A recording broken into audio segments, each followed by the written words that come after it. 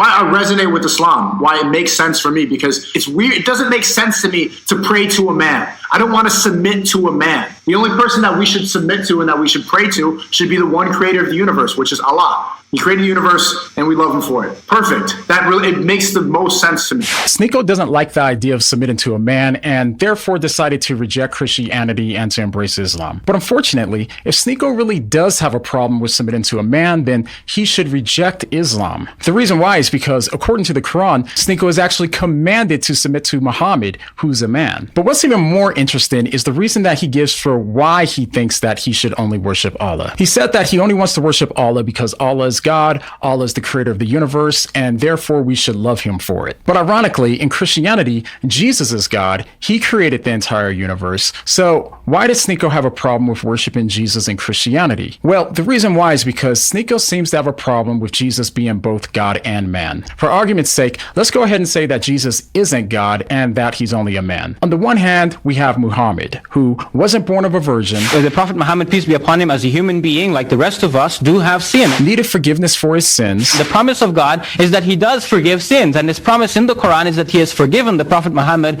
peace be upon him, for his sins past and future. And according to Sneako, he wasn't perfect and did some questionable things. Are you against grooming? Yeah, it's gross. How do you feel about the fact that Muhammad married a 9-year-old girl? I don't know how true that is. But I don't think any Muslims deny it. If that's true, then he's not, then, nobody's perfect. So, if Sneako doesn't have a problem with submitting to a man like Muhammad, who, even according to him, wasn't morally perfect, then why would he have a problem submitting to someone like Jesus, who, even according to Islam, was born of a virgin, performed miracles, and wasn't a sinner? If submitting to a man really is a problem for Sneako, then he should reject Islam since it requires Muslims to submit to Muhammad. Once we compare Jesus and Muhammad, even according to Sneako's own standards, then it makes a lot more sense for him to be a Christian and not a Muslim.